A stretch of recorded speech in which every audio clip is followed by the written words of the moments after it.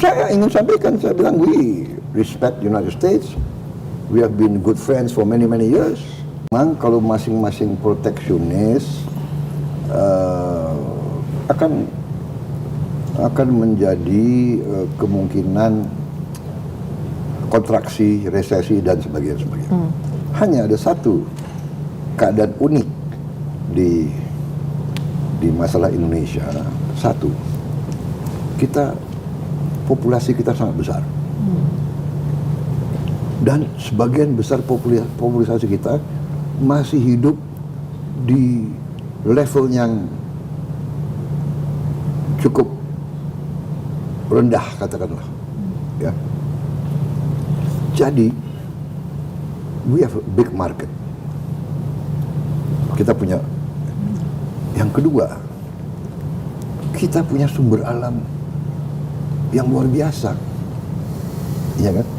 Satu, pasar besar yang perlu untuk naik, ya, yang butuh segala macam barang, ya, produk dan jasa, dan kita punya sumber alamnya. Jadi dari segi alam, dari segi kondisi yang kita terima, sebenarnya bukan niat kita mau berinteraksi sama bangsa lain, tapi kondisinya kadang-kadang dia yang nggak mau kan. Kita tidak mau proteksi, kita ini terlalu membuka. Sebenarnya we are too nice, Mbak Uni. Kita terima. Ini Eropa ini agak, ya tapi saya baik terus sama mereka gitu. Kita izinkan mereka jual Mercedes-Benz, izinkan mereka jual BMW, izinkan mereka jual apa produk mereka. Begitu kita mau jual kelapa sawit, mereka satu. Jepang, berapa puluh tahun Jepang di Indonesia? Jual Toyota, Pajero, Lexus, Toshiba, Hitachi, ya. Kita mau jual pisang, dipersulit. Katanya kurang panjang lah, inilah itu, ya kan? Come on, kita punya pisang kan macam-macam, ada yang pendek, ada yang itu. Jadi saya bicara sama tokoh-tokoh Jepang, saya bicara tuh, kita tuh punya hak dong. Kita ingin sejahtera rakyat, saya ingin sejahtera seperti rakyat kamu. Iya kan? Jadi kita tidak proteksionis, ya kan? Kadang-kadang sekarang kita mau melindungi, tapi ya oke lah. Tapi, nah, saya punya pandangan, raw material kita proses, kita punya market. And this market is growing. We are growing karena rakyat kita mulai dari dasar yang tidak terlalu tinggi, ya kan? Begitu dia ada kemampuan uang sedikit, pasti dia mau mikir anaknya sekolah. Habis itu anaknya sekolah, dia yang tadinya punya sepeda dia mau naik ke motor, yang punya motor dia bisa mau naik ke mobil kecil umpamanya dan sebagainya. Kita diperkirakan, diramalkan 2030, ya kan? Ini enggak, 2030, which is berapa tahun lagi, pasar mobil kita 2 juta tiap tahun. Saya bicara, kita punya nikel, kita punya aluminium, kita punya karet, tembaga, kita punya semua untuk bikin mobil. Kenapa kita harus kasih 2 juta kepada orang lain? Bukan kita proteksionis. Target saya dari 2 juta minimal 25% lah buatan Indonesia. Jadi saya kasih target dalam waktu 2 tahun kita harus punya industri mobil yang bisa memproduksi 500.000 mobil. Mungkin 250.000 menengah ke bawah, mungkin 100.000 menengah ke atas, mungkin 50.000 atau 20.000 yang spesialis lah, ya kan? Off-road, saya kira itu wajar, ya kan? Jadi itu daya tarik untuk minat leverage ikut serta dalam financing investment. Dia ada growing market, nggak bisa dipungkiri, iya kan? Tidak bisa dipungkiri. Hitung-hitungan tadi kan saya bisa hitung kita deh. Kalau saya tuh yakin 8%. Saya yakin 8%. Jadi ini masalah tarif Trump ini menggoncangkan, menggoyahkan.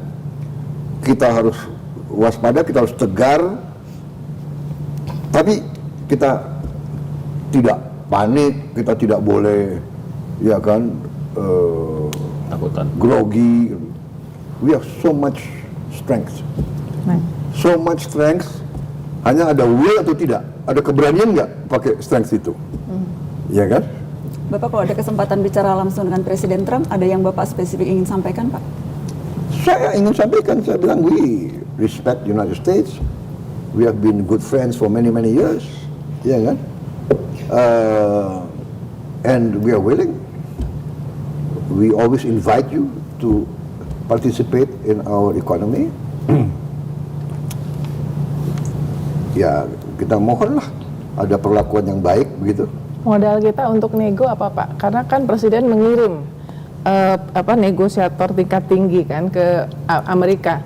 Yang paling dipersoalkan oleh pemerintahan Trump ada 3 kan, import license, TKDN, tingkat dalam negeri itu, tingkat komponen dalam negeri, sama devisa ekspor. Nah, apakah berarti di situ kita bisa menurunkan atau mengubah posisi? Devisa ekspor, saya kira ya, hasil DHE/SDA, hasil devisa ekspor. 3 hal itu yang paling dipersoalkan dari Indonesia. Tapi itu saya kira salah pengertian dari mereka. Pertama soal TKDN, saya akui kadang-kadang ada KL kita yang terlalu kaku, sudah saya perintahkan untuk kita longgarkan. Masalah DHE, saya kira DHE itu adalah semua perusahaan, peraturan kita soal DHE ya, semua perusahaan yang menikmati fasilitas aset dari Republik, dari negara kita, ya berarti kalau HGU, HTI, HPH itu adalah menikmati aset negara. Satu. Kemudian menerima kredit dari bank pemerintah. Wajib untuk menaruh hasil ekspornya di Indonesia. Kan wajar dong. Ya. Itu yang mau dijelaskan ya Pak ya? Iya, nggak ada kalau dia bawa uang sendiri, nggak ada, perusahaan tambang kita bebasin kok. Nah, itu satu. Dia mau reciprocal, jadi kamu punya kamu punya ekspor sekian, surplusnya sama. Dia mau agak dikurangi dan sebagainya. Kita we are willing to negotiate, Pak. We are willing to negotiate. Why not? Ya kan, mereka tanya saya sudah, is Indonesia willing to buy oil and gas from United States? Saya bilang, yes, why not? Siapa ini yang bertanya, Pak? Apakah setelah Trump mengumumkan? Enggak, sebelum. Sebelum. Iya, sebelum. Ya, tapi mungkin perjalanannya aja ini nggak ada masalah, kita negosiasi, ya kan? Jadi kita memang import cukup banyak BBM dari luar dan gas. Dan saya periksa, saya cek, banyak yang nggak jelas. Importnya dari mana gitu loh. Lewat broker gitu. Kenapa lewat broker? Langsung aja. G2G. Pertamina langsung kamu, ya kan? Dan tentunya harus impor dari negara yang saling menguntungkan dong. Entah Amerika, entah mana, ya kan?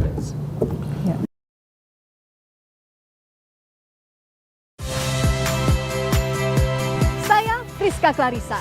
Saksikan program-program Kompas TV melalui siaran digital, pay TV, dan media streaming lainnya. Kompas TV, independen, terpercaya.